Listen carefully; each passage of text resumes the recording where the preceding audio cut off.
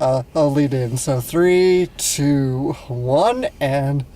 Welcome, everybody, to a wonderful episode of Midnight Screenings with Brad Jones. And I know I don't look a thing like Brad Jones, especially minus my goatee, but we're here to talk about the movie Dogfucker, because we actually saw that movie, unlike that pussy Brad Jones. Yeah. And we actually decided to have a bigger spine, unlike Brad Jones, who was not willing to see Dogfucker.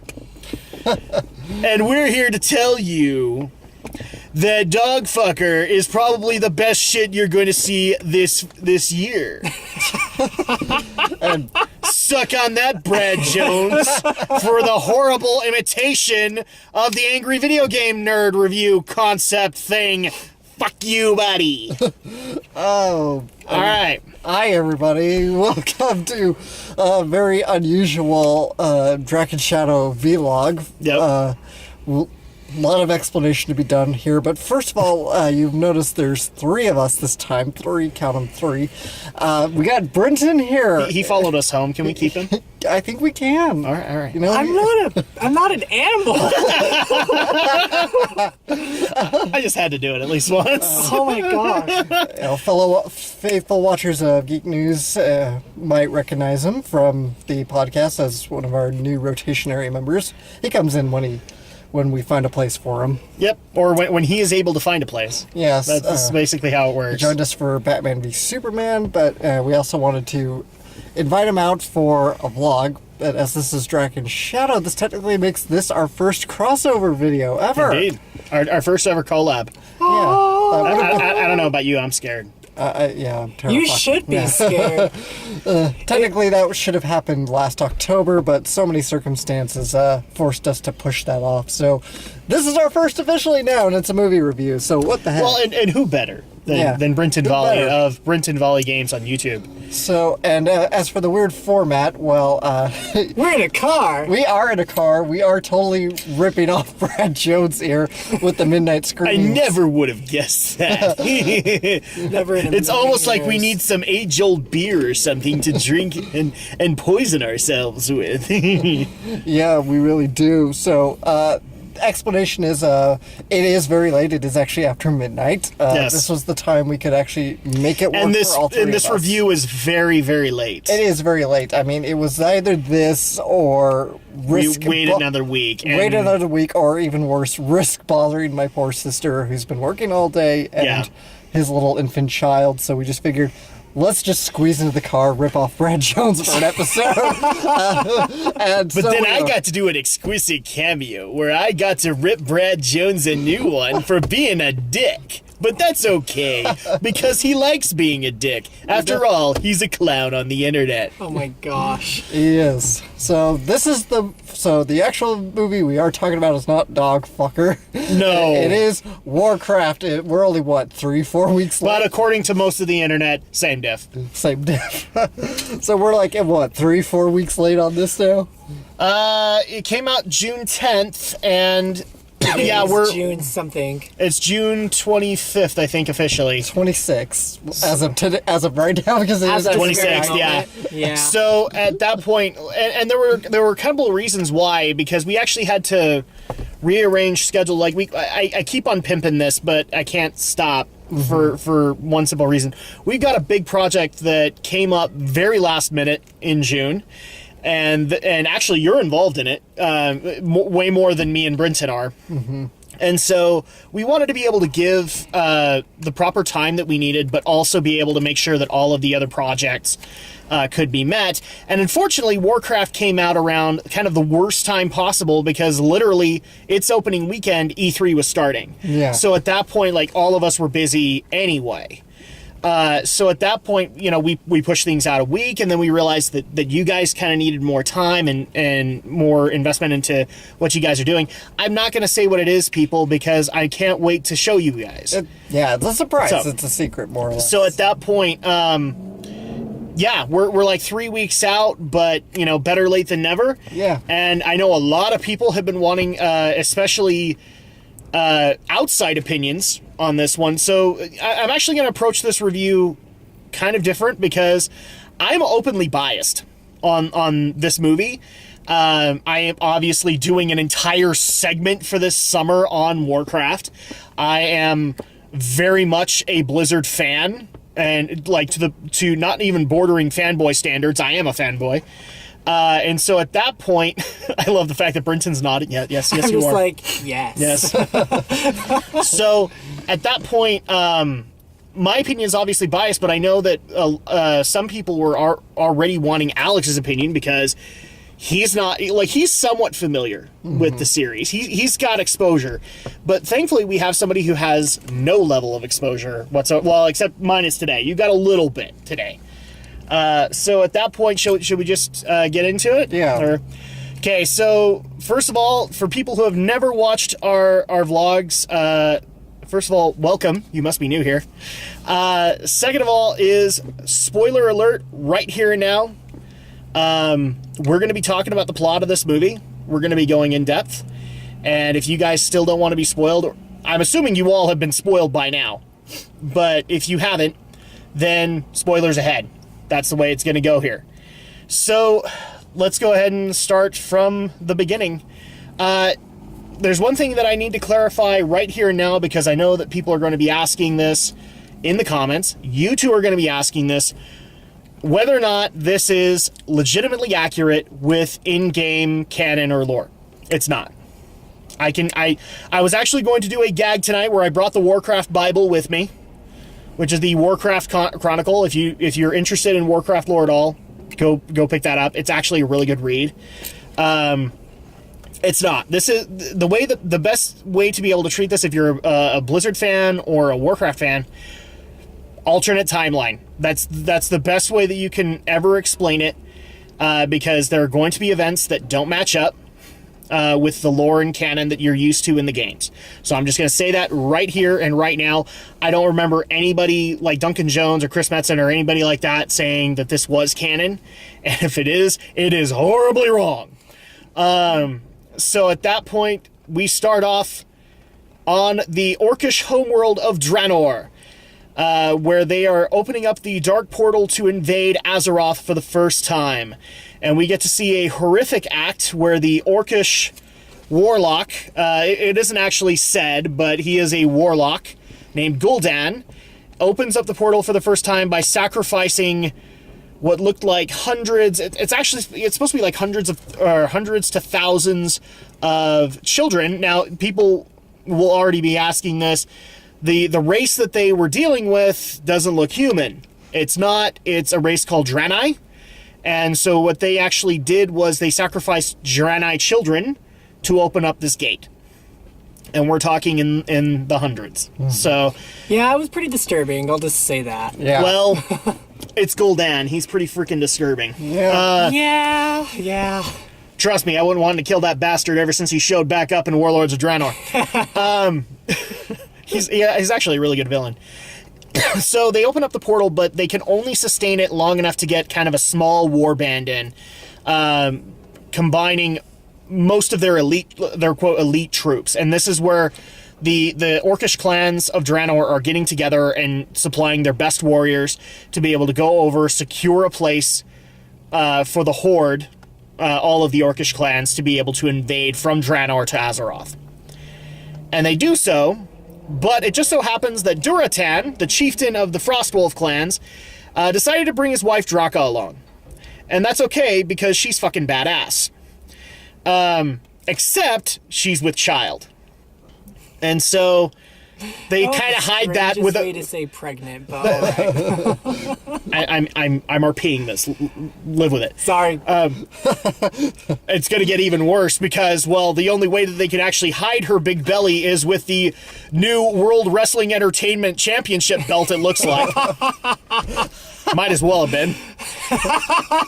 And, well, the portal actually causes her to go into labor. Obviously, because it's unnatural. Well, Gul'dan helps her through the labor process and then notices that the Orcish child is dead, and therefore, as a warlock, decides to siphon life from a nearby deer to be able to resurrect the child, who is a boy And I'm going to go ahead and say insert Green Jesus joke here. More like Green Moses. No. The talking baby is Green Jesus. because of the resurrection. No, because of who he is. Oh, okay. I'm just going to go ahead and point that out right here and now. That's, if you didn't know, that's Thrall. That's a young Thrall or Goel, a.k.a. Green Jesus. A.k.a. stealer of at least 3 raid boss kills from me, you motherfucker. What? He did. And so at that point, we then skip to... So this is where the story becomes a little bit fragmented, because you're seeing it not only from the human standpoint, but also from the orc standpoint. And really, this is supposed to be another way of telling what Warcraft lore has called the First War, aka the first game, orcs and humans. So at that point, we have the humans realizing that there is a threat in their lands, sending out war bands to try and figure out what's going on, and noticing that when a royal barracks was pretty much annihilated, like nobody survived, only one did, and it was because a mage snuck in by the name of Khadgar to investigate what actually happened there, and he was investigating a corpse when he was caught. So what's the first thing that he asks all the people that caught him is, "Can I please see the body?" That's a little creepy there, Khadgar. And so at that point, he investigates the body further, and they discover that it's because of the Fel, which we've gotten a little bit of access to because of Gul'dan, who is a warlock who uses a lot of Fel magic. So I'm going to clarify that right here and now. Fel is just another form of magic, another school. But in this case, they actually kind of go into the root of it, and it is life and death, roughly. There's more to it than that, but that would take more time to explain. So they decide that both the King of Stormwind, King Lane Rin, and the Guardian Medivh need to be warned about this so that Lane knows the threat, and Medivh can actually explain what Fel is. So you have them going to Stormwind, but also going to the Tower of Karazhan to summon the Guardian Medivh to explain what Fel magic is and get him into the fight, because this is actually one of those things where the Guardian of all of Azeroth actually needs to be involved. So we have that going on, but at the same time with the orcs, we have them kind of doing an internal debate on whether or not it's right to use Gul'dan's Fel to continue to conquer. Because orcs are a warring people. That's how they solve things. And so we have a lot of internal monologues going on between Durotan and his friend, Orgrim Doomhammer. And at that point, they are debating, okay, this Fel destroys everything it touches. Should we really be siding with it? And at the same time, how can they? Because they've seen what Fel can do. So if they were to stand up against Gul'dan, they would need more than just themselves. Ultimately, at one point, a warband actually does attack the humans, where they do get discovered, but along with them, they actually had a very familiar character, Garona Half-Orcan, with them, who is freed by Durotan and then brought into the humans as kind of an informant, to say, what the orcs are and explain what they strive to achieve, and also to kind of explain the Fel when Medivh does get involved.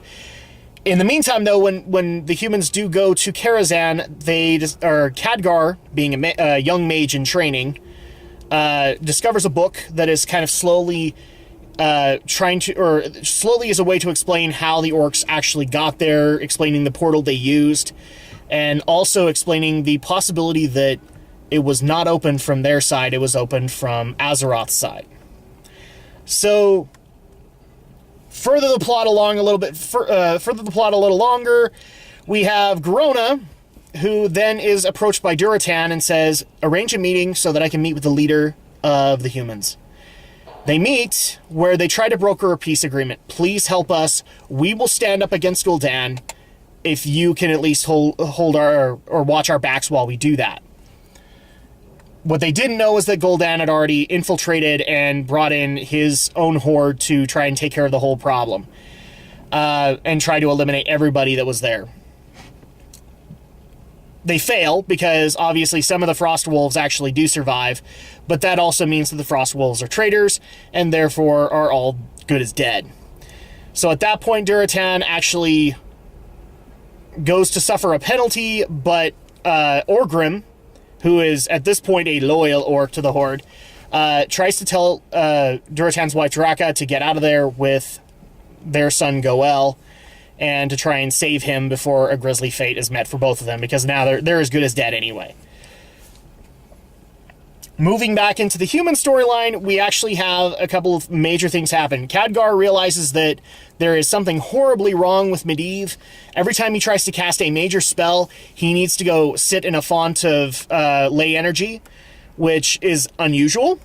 So he then goes to the floating city of Dalaran to discuss matters with the Kirin Tor, the kind of the hierarchy of mages, the mageierarchy. I don't know what you'd call that. But he also brings some information that he shouldn't know, and it's all from the book that he acquired, asking for Aladai. And at that point, he is shown to the Allspark. I don't know what else to call that thing. You can call it the Tesseract, too. The Tesseract, yeah.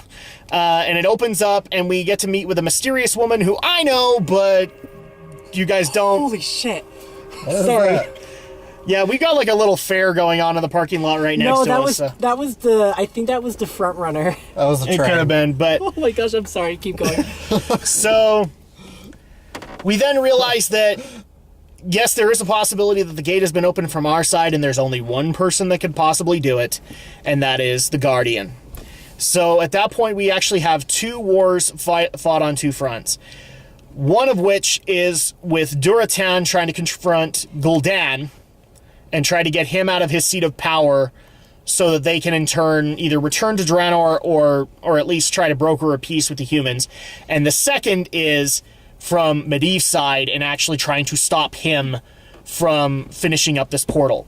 It's at that point we actually realize that Medivh is not necessarily acting on his own. He is actually spewing forth fell energy, and there's no real reason for it aside from there's somebody else controlling his actions, because there's nights in these 6 years that he doesn't know what he's been doing. So, long story short, many fight scenes later, Medivh is stopped, and so is Gul'dan to an extent. At least Gul'dan is halted in his trying to take over. Now he has to kind of reorganize things while Medivh is, very much dead. And we actually have a peace so another thing that's been going on this entire time is King Lane Rin has been trying to get all of the races of the Alliance at this time to come together and face this as a united threat. So he's trying to bring the Elves of Silvermoon in to help out, and he's also trying to bring in the Dwarves of Ironforge. They're not really buying into this, and neither are I believe the other human kingdom that they were showing was either Lordaeron or Gilneas. I believe I saw the crest of Lordaeron. And at that point, unfortunately, during the fight scene, King Lane Rin actually falls to a then betraying Garona, who is then honored by the Horde. But during his burial, Anduin Lothar, who is another character that we didn't mention too much, but think basically he's the Rambo of the Alliance at this point. He will take on whatever threat. We'll go into this as soon as I can go into details, but he then is able to unite the Alliance together to fight the Horde, and then we have kind of that setting up for Warcraft, so to speak, for not only the end of the first war, but also the beginning of the second war, aka Warcraft 2. I know there's a lot of details I missed in there, here and there, but again, this plot kind of bounces back and forth between orc and human perspective, and so this is pretty much the best way to give a synopsis of this film. And with that, I have talked way too much, as these usually do happen. So, Brinton and Alex, where are you guys standing on this film? Go ahead, Brinton, as our guest. Go first. So Yeah. just like initial impressions, I'm guessing? Yeah. Initially I liked it. Kind of like Adam is saying, I am slowly getting into Blizzard Entertainment and kind of familiarizing myself a little bit more with the universes. I don't want to say that I've been under a rock. I know what World of Warcraft is. I've had friends who play it. And so, I mean, I know what it is. It's not something particularly that I'm going to go and, go home and play till, like, all through the night and get more acquainted with. But with that being said, again, I liked it. To me, it was just a typical fantasy action film, which I enjoyed. I'm not going to say, 11 out of 10 would see it. Well, no, I'd probably see it again, but I'm not going to say, 11 out of 10 best movie of 2016, because, I mean, it's still early in the year, and I'm pretty sure there are still other films that I would say by 2017. Well, I like this a little better than Warcraft. Considering this was a summer fantasy movie, that considering the numbers that it's gotten, it's actually not done that bad. It's done well, and I feel like I'm a broken record again for saying I liked it. I really liked it, but I'm not going to say it was the best movie I've seen so far. Yep. But at the same time, I feel a little guilty for saying that, just because I still have yet to see so many other films for the rest of 2016. But then again, I probably will say that there are certain films that I liked a little bit more than Warcraft. But it's up there. I enjoyed myself. I had a great evening. Okay, I liked it. Alex, your first impressions of Warcraft. All right. Well, I'm in the camp of Brinton. I know a little bit about Warcraft. A lot of it's through Adam here. And, I mean, going into this, it's something, considering how long it's taken us to finally get to watching this movie, it's like, you gotta try and shut out all the other... That's kind of the issue that we've had, is like the numbers are going in. We also had like our fellow Geek News panelists already broadcasting reviews like the week before this thing was supposed to come out, because it hit Europe, and so a lot of the reviewers were already putting up their with the film. Putting up their scores at that point. Yeah, and a lot of the buzz has kind of been negative, especially of this movie. But for Adam's sake, I certainly want to give the movie a chance. And honestly, it really wasn't bad. I don't think I had the highest of expectations, even as best I did to try and shut out all the other noise around the movie before I could see it myself. I think it got a little bit to me, but honestly, after seeing it, I could say the movie wasn't really that bad. It's probably about average, I'd say. Probably about what I expected. A little bit, maybe a little bit more. There's moments that are pretty good. There's moments that work. There are moments that probably don't work as well for me in this movie. I guess I felt like I did get immersed into the world. Okay. I felt like they did a good job sucking me in, really introducing me to the stage, to the setting. And by that same token, though, it does feel like this does feel like this is the bigger story to be told here. There's a bigger story to be told that this little movie just isn't having the time to tell. That it does feel a little bit rushed, a little out of pace for its own good. And and following all these fragmented stories, you're telling it from the human's point of view, from the orc's point of view, kind of a clever idea, but I think the movie gets a little bogged down and a little lost with how many characters we're trying to follow. I don't think we particularly needed the whole subplot with the main human guy and his son, especially considering with Lothar. Lothar, yeah. The whole son plot, it's kind of cliche, especially in movies like these. Drop my phone. It's kind of cliche, and during the battle, I'm like, oh great, he's gonna die. Yep, he died. and he had just like the dullest reaction to it. It's like, oh, he's dying. Okay. That's the thing that's happening right now. That's happening. And they try to get into this detail. It's like, I was estranged from him because I felt like he's the reason my wife died, but I felt like there wasn't much to it, because all of a sudden by the way, he's got a son, and by the way, his son's dead now. So Yeah. Okay. So those are kind of your first impressions. Yeah. Kind of thing. So yes, I'm the guy who's walking in that's really, really biased on this matter. I am a Warcraft fan. I do need to clarify something, though. I did not play the first game. I have not played the second game all the way through. I started at Warcraft 3. So this is actually... I'm aware of this lore. I'm aware of the characters. But this is kind of brand spanking new to me. But I did enough homework to be able to know that this is not how these events actually transpire in the continuity of the games. Okay? So with that, when this movie got announced at a BlizzCon, I think 2008, something like that, when Sam Raimi was actually set to direct it, and Legendary Pictures was going to fund it, I was skeptical. Because at that time, it's a video game movie. And we all know how well them video game movies do. Especially back in 2008. Well, just in general. I mean, unfortunately, things like Uwe Boll have forever tainted the prospect of being able to highlight. Big truck. So at that point, I was already walking in very skeptical. I did not think that a property like Warcraft would translate very well to film, because you would never get a director that would respect it.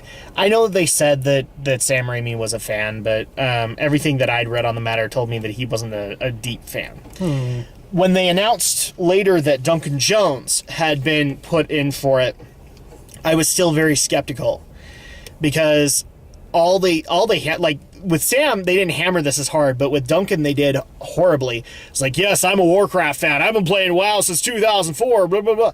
And at that point, I'm like, okay, that's great. I get it. You're a fan. But how is this property going to translate? Because I don't know if it will. And it was really not until the first trailer that got shown at, was it last year's? Yeah, last year's BlizzCon. That I was at least sold on how the orcs were going to look. But the other thing that I was really concerned about was aspects like magic. How is magic going to work in this universe and in movie form? Frankly, I mean, the CG budget for this movie has to be huge. Yeah. Because there's a lot of elements there that have to be awesome. Yeah, but I think there's like five or six. Well, I know that visual it was effects houses working on this, including Blizzard, because I know their cinematics team was also working on this. So, which, as I told Brinton, is one of the best in the freaking industry as far as I'm concerned. I mean, they pump out awesome cutscenes, and I believe they actually helped out with the motion capturing of the orcs in this one. And so, at that point, being able to see Orgrim and Duratan brought to life in this form actually really, really worked. So at that point, I got slowly more and more optimistic after I started seeing props, after I saw that Weta Workshop was being involved, aka the people who did the Lord of the Rings and all the armor. I knew that at least it was going to be in good hands, but I was still very skeptical. Tonight, after seeing it, I'm on the fence.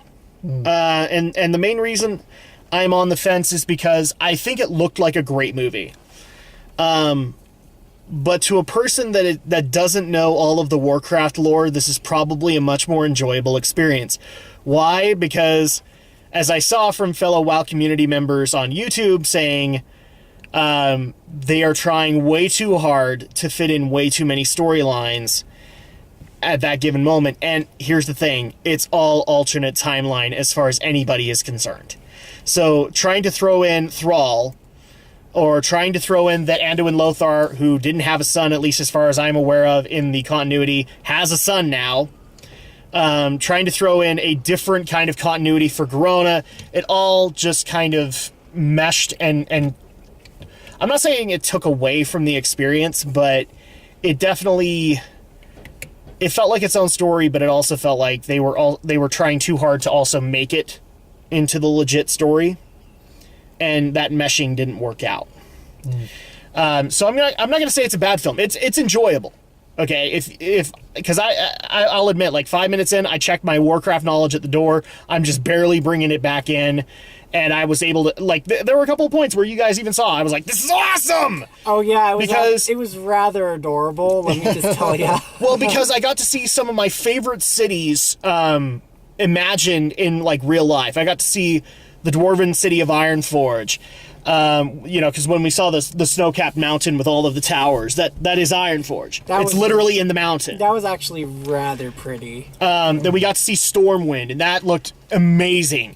I will say that the best viewpoint was probably Dalaran, being able to see that. That's another continuity problem. Dalaran isn't floating in this time. So at that point, if you're not a Warcraft fan, you are going to enjoy the heck out of it. If you're a Warcraft fan, you're going to enjoy it. Really, because kind of thinking through the movie, I had kind of the opposite thought, that I felt more like, Warcraft fans are probably going to enjoy this more than me, the general moviegoer. Well, okay, let me clarify that. Warcraft fans who follow the lore hardcore, you're going to have problems with this because it's not following the lore that you're used to. It's telling its own. And so at that point, that's kind of my first impressions. Let's get into the likes of the films. And I guess, should we just go in the same order? Yeah. Brinton, what did you like about Warcraft? Visually, I thought the movie was incredibly beautiful. I felt like they paid so much. I felt like they paid a lot of time and paid no expense in making sure that you were immersed in the story and you felt like you were there with them during the fight scenes, during the conversational scenes between the orcs and the humans, wherever they were at the time of the individual scenes.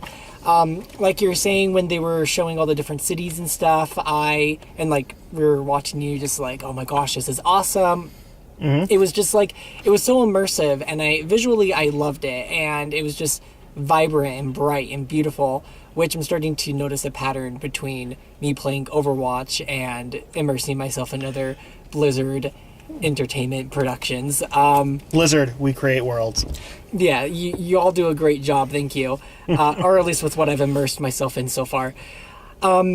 I thought the characters were charismatic. I thought they all had pretty great personalities, and you could tell that that Blizzard was involved in the movie making process, making sure that remained true to what they... I could have sworn, I'll actually have to double check this, but I could have sworn I saw Chris Metzen as one of the soldiers. Oh, really? Uh-huh. That's awesome.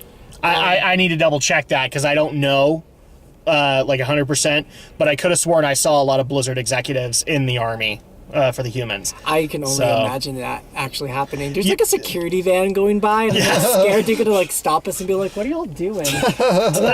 Anyway, so I really liked the characters. I thought they were charismatic.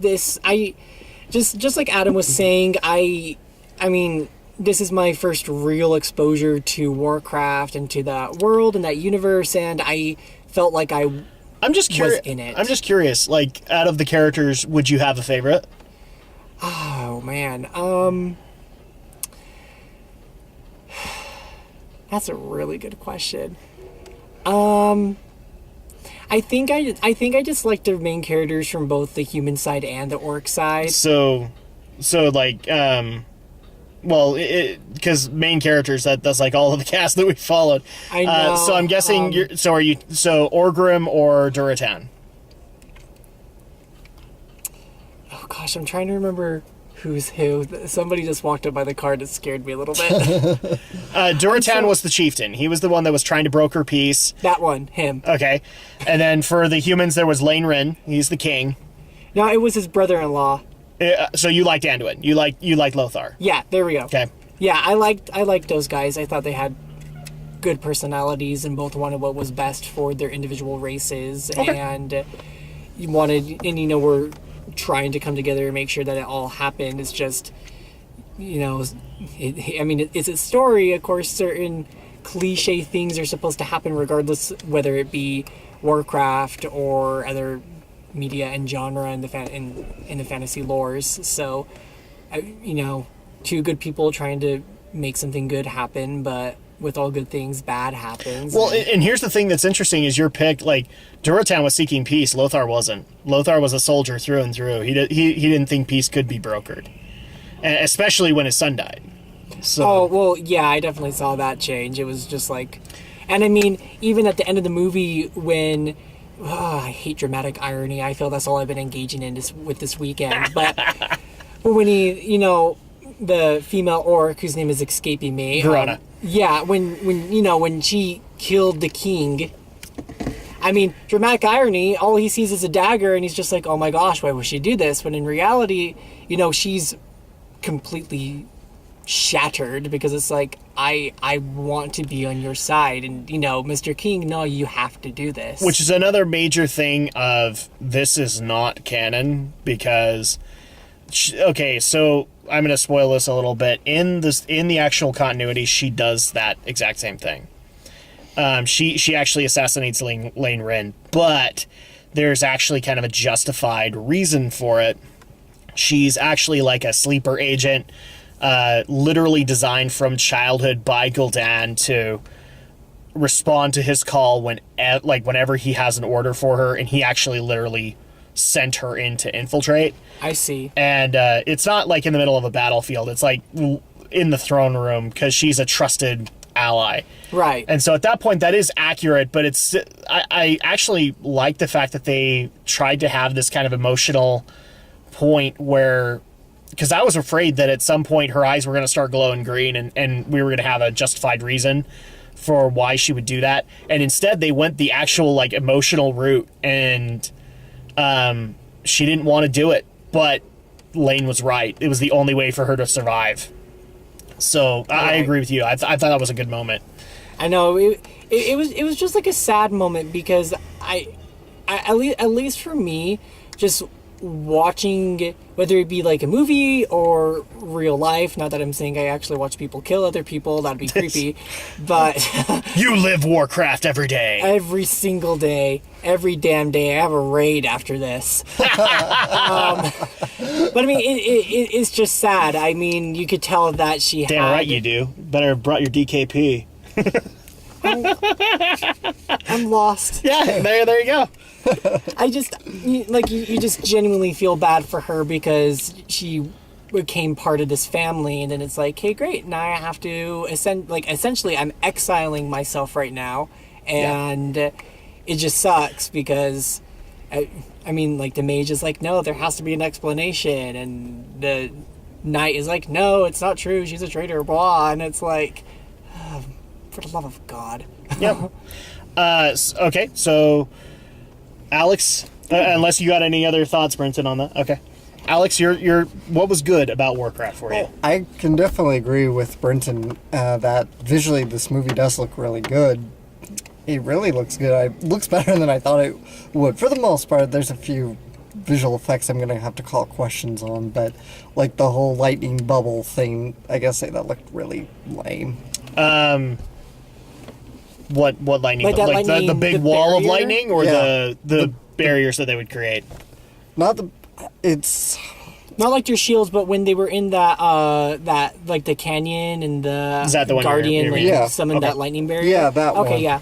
Yeah, that looked pretty lame, so I'm going to call bull on that one. Yeah, I'm gonna Well, agree. I can already tell you that's not in the spec for a mage, so I don't know how he did that. But he is the guardian, It so was the Guardian. But otherwise, the visual effects really did look great, especially a lot of the cities, I mean... I will say this, too. The guardian needs some serious rebalancing, man. He is OP. Is he not supposed to be that OP? Actually, Because they kind of play it lore-wise, yes, he is. Okay, because they were kind of playing it off as like, he's this great and powerful mage, and he, gained all this power, which is why, he's appointed the guardian or whatever. I mean, he had a freaking statue in Stormwind of him. That was kind of weird, because I don't think that Medivh ever had that in actual continuity. But because I looked at that and went, I don't know if the guardian ever had that. Maybe that doesn't make sense in Stormwind. That's the thing. That makes more sense in Dalaran, where he is kind of the big badass mage. I'll explain this a little bit more in detail in mine. Go ahead and I'll explain the Guardian. Yeah, keep going, Does Alex. that make sense? Right, so... Let me think. I lost my train of thought completely. It's late. No, Yeah. it's fine. You were talking about how you were calling BS on The lightning wall. Yeah. Later. Other than that, again, the other visual effects though are pretty darn good looking. I mean, I obviously I mentioned this movie had like 4 or 5 visual effects houses working on it. It shows because there's a lot of really great attention to detail. The suits of armor look good. The CGI effects for the orcs all look really good. The magic spells, again, all pretty much look good for the most part. So, again, visually, the movie does look really good. My other praises would have to be, I really liked that scene where the orcs, they all stand and we see that the orcs abide by a code of honor, right? In this case, the human won his battle. He gets to walk off in triumph. Oh yeah, the Makara Yeah. is what you're talking about. Okay, Right. Yeah, because he won, and therefore it's honorable to let him walk away. Yeah, so I like that. I like that we got that insight into this race of characters because, the movie does really go out of its way to show everybody's side here. It's not just one side's a barbarian race. This isn't just purely about the humans protecting Nope. themselves. The orcs want a land to live in, but unfortunately, But don't want to acknowledge that it's their quote savior that's actually their destroyer. Yeah, their leader's the one who's leading them down this doomed path. Yep. And, we see one orc not triumphantly, I guess, but just courageously stand up against that, question it a little bit when everybody else has to just kind of, follow because that's all they know how to survive, at least right now. Yep. And so that was pretty good. I thought that was some really good writing there, that we kind of got all these point of views told across as well as they could. I mean, again, this is kind of a fractured story, but Yep. I'm going to ask the same question that I did at Brinton. Favorite character? I have to go with the big orc guy, the one we start the movie with. Duratan? Yeah, Duratan. I could get invested with him. I was interested in his character and his struggle and his journey. Which is an interesting struggle because, I mean, here he is trying to be a father, but at the same time trying to save his people, but also trying to save all the orcs, but also trying to take care of Gul'dan. Yeah. So It's a very complicated. it's one of those things that moment in time. it's one of those things that I actually appreciate that they had those moments of levity with him and Draka, and you know what I mean, right? Where they're lying together and he can't sleep, and so they're basically snarking to each other. Yeah. That's one of those things that lore-wise also makes a lot of sense because that's how Duratan and Draka actually did interact. Is that they didn't see each other as husband and wife or chieftain and mate. They saw each other as equals. And so that's one of those things, one of those little details that I'm very glad they brought in, especially with this relationship. So we have double Duratan, which is kind of interesting. He was cool. The other thing that I'm kind of interested in is, like, you didn't pick any of the mage characters, and when you actually tried WoW, you picked a mage. That was so long ago. I didn't even remember that. Now you know how badass mages are. Yeah. I just feel like there was we had that one mage. I'm sorry. You had Khadgar, Yeah. who was the apprentice, but he had forsworn his oaths, and then you had Medivh. Yeah, so and I mean, again, it's late and the names are so weird that I'm That's why I'm here. I know, I'm pretty much just going to describe them by facial features because honestly, I mean, I understand why they don't have normal names like maybe John or Mary, but I just can't remember. Because Chris Metzen came up with them. That's all I can tell you. That's fine. I think, just to go based on what you're saying, I don't think we're selecting mages per se because we only really had two, and then when they went to floating city in the sky, then we were acquainted with someone else. But I mean, he showed up for a total of 3 scenes. Yeah, and I don't even know who of the Kirin he's supposed to be. Yeah, exactly. So I mean, it's not like, oh, look at this arsenal of mages that we can choose from. It's pretty much like here's all these humans or orcs. Like, who do you like the best? In terms Well, of like, in essence, they're actually one of the factions that Lane's trying to bring in. Like, he's trying to bring in the elves, he's trying to bring in the dwarves, and he's trying to bring in the mages of Dalaran, because at that point they're neutral on the whole thing. The Kirin have a really weird operating system where they just, since they're mages, they think they're above it all. Literally, with a floating city in the sky. Yeah, that would make sense. So, Ka-choo. So the things I liked about this film, wow, I've got a lot to go into, and quite literally, I absolutely loved the magic. It's one of those things where, yes, I know in the Lord of the Rings books, Gandalf's magic does operate like fireworks, kind of thing, and I know that aesthetically, but it's one of those things where I actually did want to see like a lightning bolt come from his staff, because I wanted to see how powerful he was. And that's actually one of my major concerns, was that magic in Warcraft is not the same as fireworks. It's got to have power to it. It's got to feel powerful. It's got to look powerful, but it's also got to look like it can be respected, that it can be trusted. And Fel energy needs to look like it is life and death. And magic in this just absolutely astounded me. Fel energy literally being sucked from one source and filtered into another looked really, really good.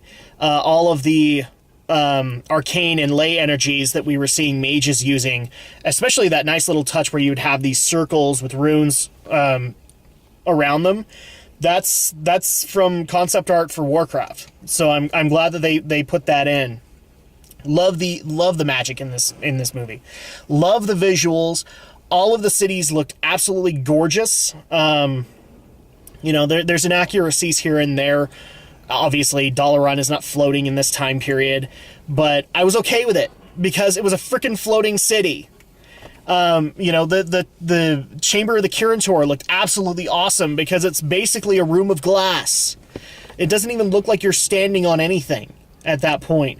It looks like the mages are, but like when Khadgar is stepping in there, it looks like he's stepping on stairs of glass. It's really pretty. Yeah.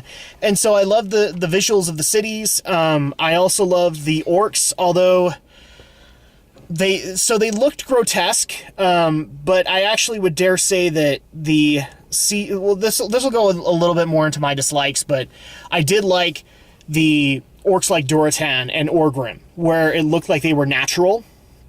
It looked like they fit on Draenor. And I also did like the fact that they interjected the Draenei into it because, well, the Draenei are the orcs' their first victims. Because the reason Draenor is destroyed is because, well, the orcs destroyed it while trying to destroy another race that was simply refugees on their planet. So I like the fact that how they were done CG-wise, but also as kind of slaves, as refugees, as prisoners. I did like that concept too. If I were to pick a favorite character in this one, it is, and Alex can quote me on this because he's literally had to hear me about this all year, and that is Ben Foster as Medivh. He is the performance that I have been waiting on, that virtually no trailer showed anything towards.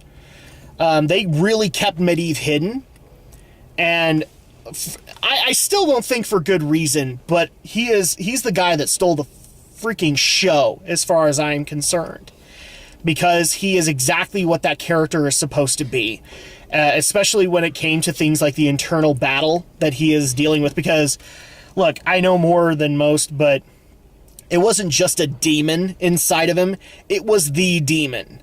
So this is the part you guys didn't know, like when he starts manifesting into a more devil-like persona, he's not being possessed by just a random demon. He's being possessed by the leader of the demons. Whoa, that's serious. So at that, well, and not even the leader. It's an avatar of him. And so at that point, this is like 10% of that guy's power. Okay? So at that point, when they actually tried to show him as even more demonic and actually taking over, that resonated because that's what's happened. That's what happened before. They actually killed Medivh, and all that did was basically bring out the demon. So at that point, they had to kill the demon. So the overall performance of Khadgar trying to fight this presence within him, as well as seeing this presence take over, was really awesome to me. The other performance that I would say was standout would probably be Khadgar, because at that point Khadgar is the kind of the questioning one. He's probably as true to the lore as you can be in this movie, because Khadgar was asking these exact same questions when this first war was happening. How did the orcs get here? The only difference was that he had actual sources to be able to go to. In this case, they tried to create a source in the form of... So here's where we get another sneak peek into the lore. The woman that we saw, that was, I think, being played by Glenn Close, wasn't it? I have no idea. I'll have to look that up. But that is supposed to be Egwene, the previous guardian and mother of Medivh. Oh, okay. And here's the thing. It's actually because of her own arrogance that after defeating the avatar of Sargeras, that through childbirth, she actually gave the demon curse to her own son. So at that point, I found it interesting that she was basically walled off in her own little, for lack of a better term, companion cube, isolating herself from the world. I thought that was a really nice touch to be able to add that in. But yeah, the visuals and the characters that they brought in, like, some of these subtle hints were absolutely awesome. Some of them made me scratch my head a little bit, but yeah, that's pretty much my likes. Let's go into our dislikes of the film. So, Brinton, what did you dislike about Warcraft? What did I dislike about Warcraft? Well, I had a few coworkers who told me little bits and things about Warcraft, so there are some things I actually kind of looked out for going into the film this evening. There is like that one moment when the king is talking to the female orc and he's like telling her, you need to kill me, yada, yada, yada. And I just thought it was really weird that everybody like around them during the fight just all of a sudden, like, it was just slow motion. I felt like that, like, for some reason that was just really weird. It felt very Lord of the Rings. Yeah. Yeah, I was just like, why can't, like, it felt really out of place, and I didn't like I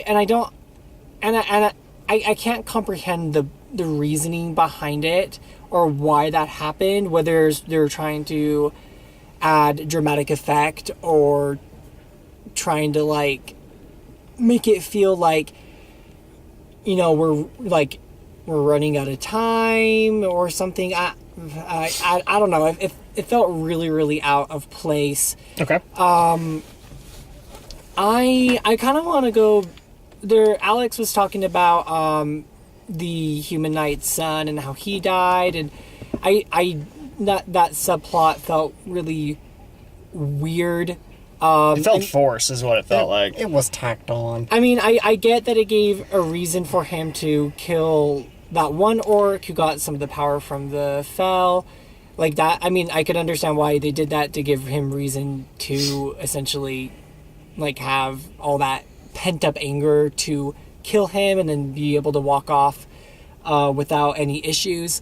But, I mean, it just felt forced, and they could have done something entirely different to get the same point across. Yeah. Just, like, the inclusion, I don't know, the inclusion of his son in general just felt silly. Okay. It just could have, like... It was just a few extra minutes they probably could have easily taken out. Yeah. They could have just made it like. Actually, I can't brainstorm off the top of my head what they could have done differently, because I mean, essentially that whole scene would have to be taken out if they wanted to express a different or go into a different approach of how he had all that pent up anger to specifically take out that one orc. But well, yeah, and the other thing too is that in actual lore, I know I'm referencing a lot of actual lore, but a lot of these things are explained better that way. Okay. In this case, Lothar's son was a forced on storyline, and it's mainly because, well, Lothar first of all, he didn't have a son. He was actually a lot older by the time the first war happened. The closest thing to a son he had was actually Medivh. Oh, interesting. Okay. And so at that point, he was a stalwart knight. He was a stalwart defender of his home country. Granted, he also had kind of a nobler bloodline, but he didn't really tell anybody about that. And so at that point, like, he's actually one of those perfect examples of a warrior in the Warcraft universe. He's a very stalwart defender. And so at that point, it wasn't that he needed a reason to hate the orcs. The orcs were threatening his homeland. That's all they needed. And the other thing that they also did was, when Medivh happens, and they find out that he was possessed by demon, well, demons are pretty much the literal equivalent of evil, right? Right. So at that point, you're on the right, and if they're siding with the orcs, you're on the right side. Kind of that's literally how he took it. That's the other thing to keep in mind, is that a lot of the humans are very religious at this point. They worship the light, which actually I was really disappointed that we didn't get to see a whole lot of the light in this movie. We didn't get to see priests, or I know paladins didn't exist at this point, but we didn't get to see any of that kind of magic being used, when it's pretty much kind of the antithesis of the Fel. And it was funny because mages aren't that antithesis, and Medivh was cast as that. So, but yeah, that's kind of the issue, is that they tried to give him kind of a Captain Kirk way of hating the Horde when they didn't really need one. He was a devout soldier. He was into defending his home realm. So at that point, I agree with you there. I think the son storyline was really tacked. Absolutely. And then finally, another thing that I just didn't like, I didn't like the whole Moses-esque send-off.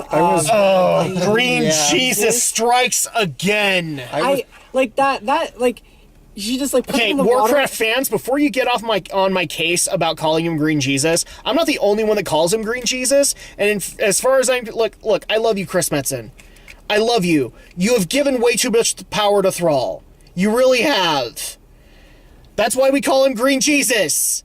And I agree with you. That whole mosaic of the Moses story, I'm just like, Chris, just rename him to fucking Green Jesus. That's what you want to do. I wanted to shout symbolism right there. It was just symbolism. There you go. I don't know. It just it felt weird, because I don't really see Christianity being a religion, like the religion. No. And like I said, the religion in here is the light, and it's not treated like Christianity in any way. It just it felt weird that for a few minutes there's just this very biblical reference shoved into a very non-Christian movie. Yeah. And I was just like, and honestly, then this is partially, and it's probably because, and I am not awake right now. And even better is he was the Easter egg.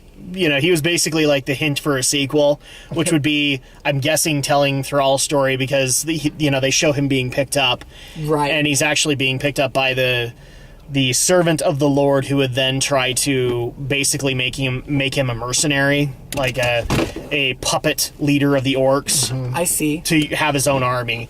So it's just like, okay, if they do a second Warcraft movie, can we please just not go there? Yeah, so that's what I don't need to know Thrall's story in movie format just yet. I want you to focus on other characters. But okay, sorry.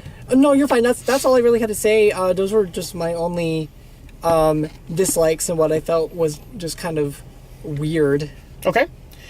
Alex, what did you not like about Warcraft? It's, as I've been saying, the story really is kind of all over the place.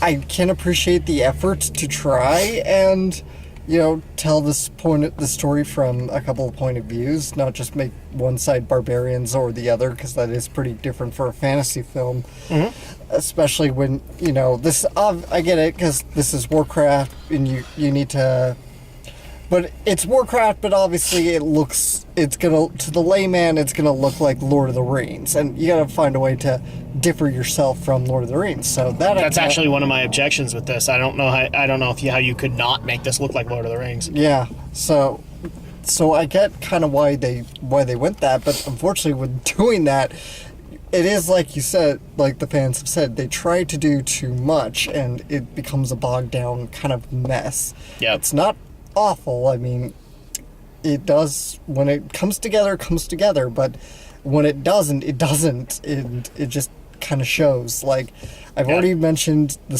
whole sun subplot was tacked on. It was not necessary. We could have done without that, because again, his whole reaction to his death is just very nonchalant. It's like, oh, he's died. It's just diverting. My son is dead, and I think I'm drunk. Yeah, and it's just like he kind of got over it pretty quickly too. Besides, the drunk scene was where he gets kind of close with Ganora's her name? Garona. You know, kind of pointless because it kind of feels like they're inkling at a romance between them, but obviously that doesn't go anywhere. Well, especially after the fact that he thinks that she killed the king. Well, and especially after this movie basically spat on the Warcraft fans, because when Medivh is actually saying that in an alternate world he actually does pursue a woman from a foreign land, he's talking about Garona. They actually do hook up. In other words, she gets the D, but not. She gets the toothless D. That's what they called them, the toothless, or the tuskless. But instead, they try to set up this whole romance with Ando and Lothar, and I don't know. I kind of am with you guys. I thought it was just creepy. Yeah. It really felt like it was a tacked on element that didn't actually make sense. Yeah.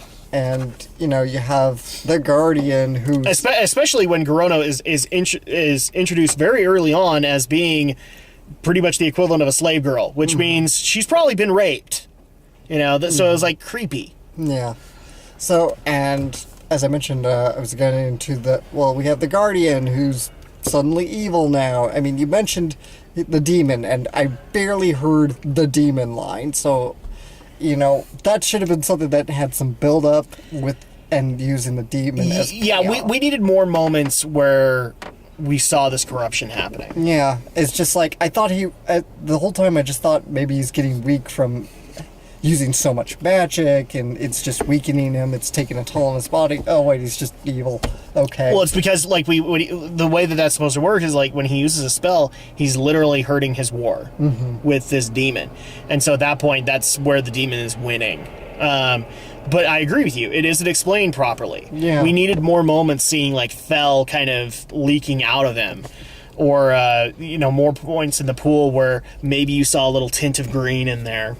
Yeah. Be able to say that. Yeah, it just should have been built up more. It really should have. So the movie kind of it's short. I mean, it's relatively, it's 2 hours. It's exactly 2 hours. Well, 2 hours 4 minutes, but yeah. So, and that's kind of the movie's Achilles heel, because it does move so fast that it's like, we're in a scene, we're in the next scene. So you can get lost very quickly. It really does. I hate to say it, I did kind of zone out a couple times during the movie and just kind of had to come back and like, where the hell are we? Okay. So, the movie, as I said, the story it's very fractured. It's kind of a mess.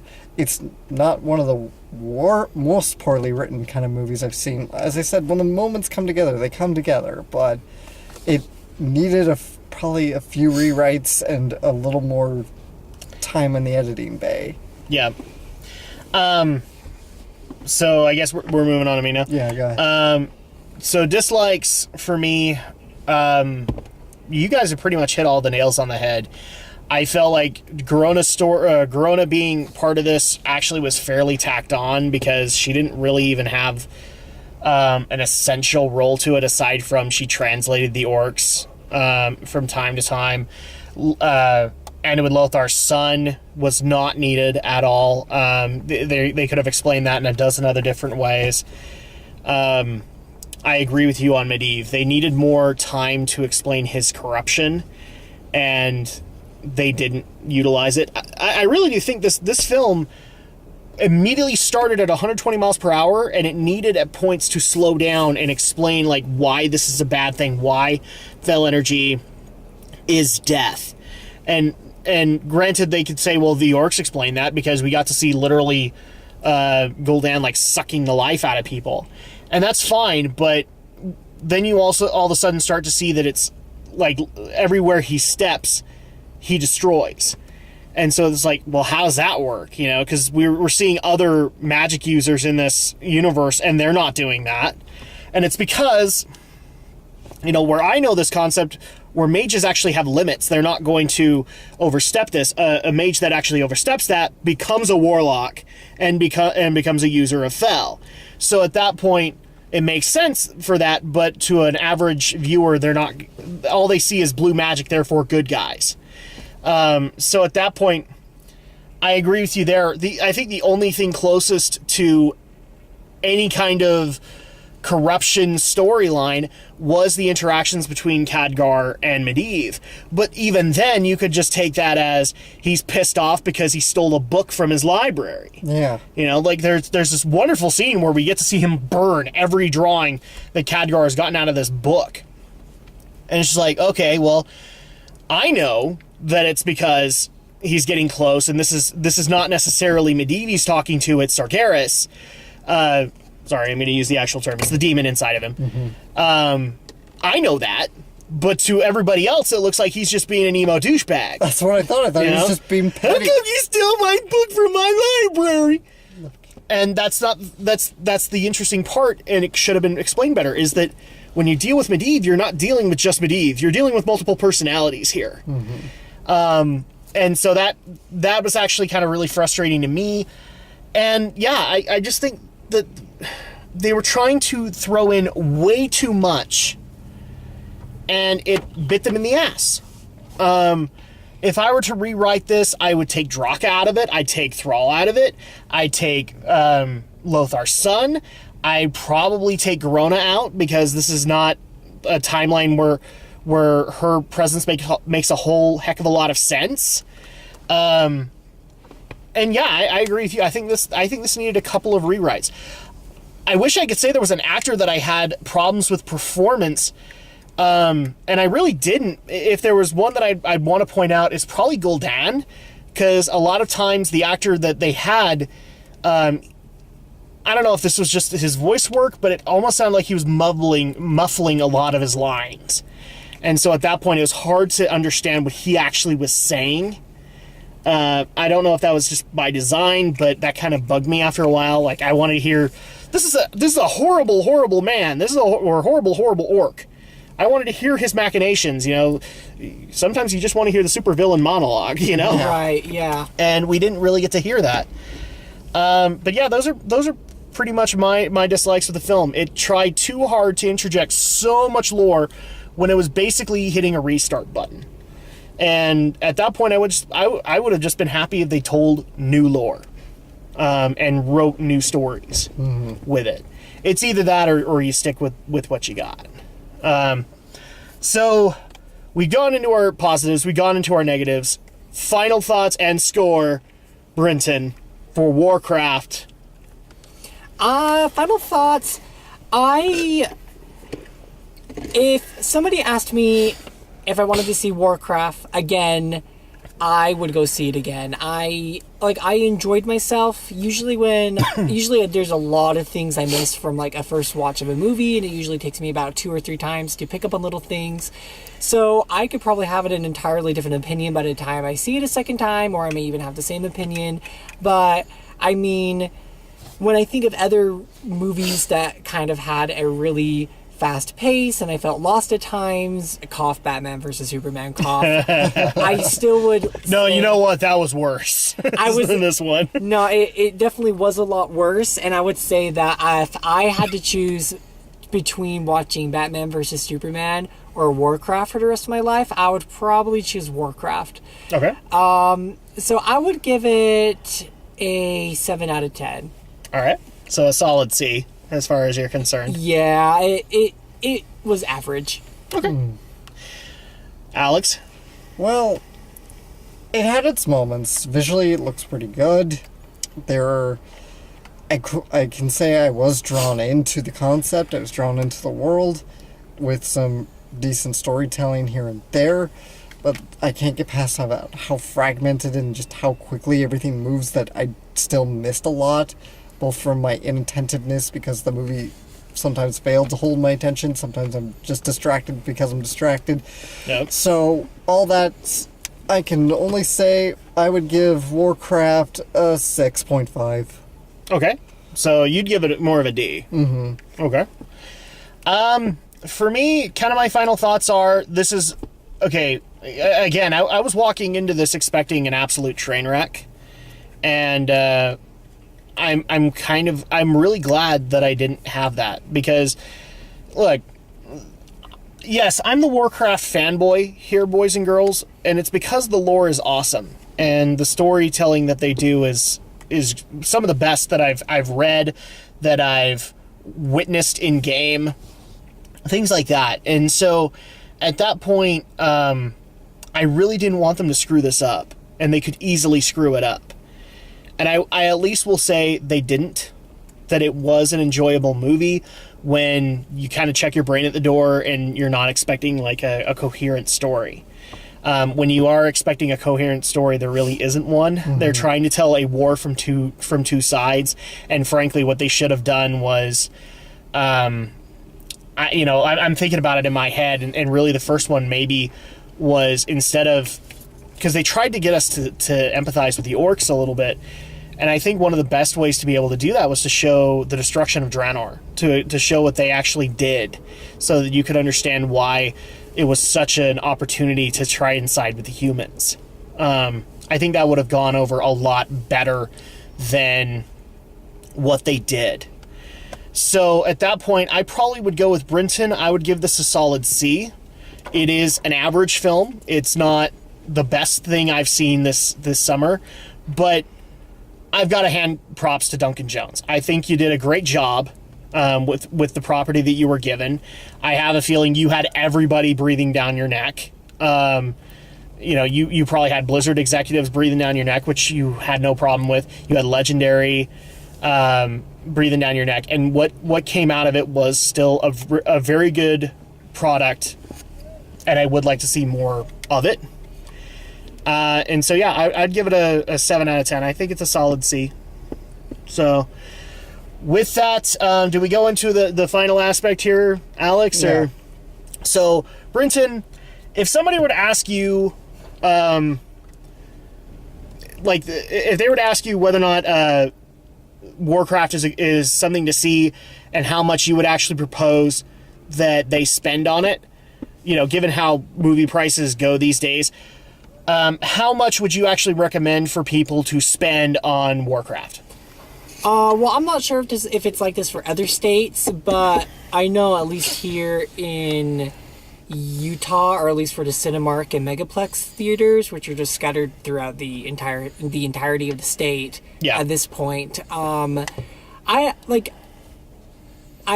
feel comfortable doing like the $5 Tuesdays. Or like a matinee showing. Or a matinee showing, yeah, for sure. Yeah.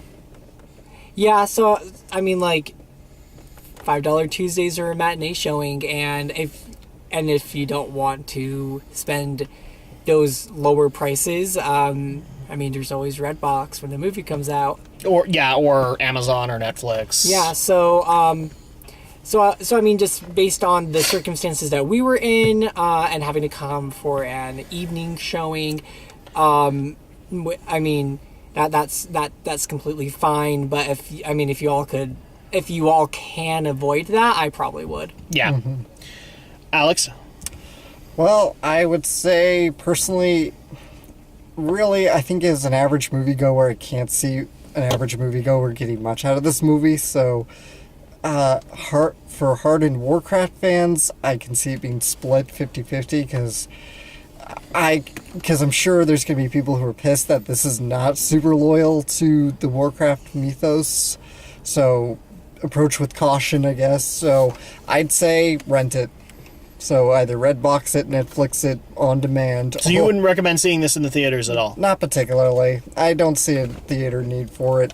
Okay. So I'm going to approach this from two angles. For a Warcraft fan, first of all, if you're going to see this in the theater, check your brain at the door. Check everything you know about Warcraft. It's not the same timeline. Okay, I'm just going to point that out here and now. Literally, World of Warcraft fans, this is Warlords of Draenor. You don't know how this is going to go. Okay, this is time traveling. We're rewriting history. So at that point, check your brain at the door, and I think a matinee pricing, you'll be okay. You'll be okay with it. For non-Warcraft fans, I'd probably again recommend either a $1 movie or a $5 matinee. Doing like a DVD or any kind of rental like that does seem plausible for non-Warcraft fans. I think Warcraft fans are just going to go see it because we want this to be good. You know, we want a good video game movie out of it. So yeah, I would say matinee is acceptable, but for those who are more worried than anything else, just wait until it comes to Netflix or Amazon or to Redbox and try it there. Overall, to my Warcraft fan friends, I'd recommend a matinee showing. I'd go with you again. I'd want to see if there are any additional details I missed. But I think that's gonna go ahead and do it for this review of Warcraft. Yep. We hope you guys have enjoyed. We know it's running late, but there's been lots of stuff that is coming that we can't wait to bring to your attention. We still can't say anything about it, but we think you'll enjoy it. And then the next movie that we're going to be taking on, and I think we also have Brinton signed on for this one too, is Independence Day Resurgence. Luckily, I've already seen it. Haha. Okay. They're back. And with even more Jeff Goldblum. All right, Jeff Goldblum. Are we ready for more Jeff Goldblum? Are we? See, nobody could have predicted that Brinton would jump out of the moving vehicle. And there goes Adam. Now I'm here all by myself and talking to myself. That's chaos theory. I know that didn't happen. Now I see where you were going with it. If I'm supposed to jump out of a car... I'm kidding. We're not even moving, but I'm kidding. Alex, you are no Ian Malcolm. I know, I'm not. Only Jeff Goldblum is Jeff Goldblum. But because you did Ian Malcolm, my only response is, damn!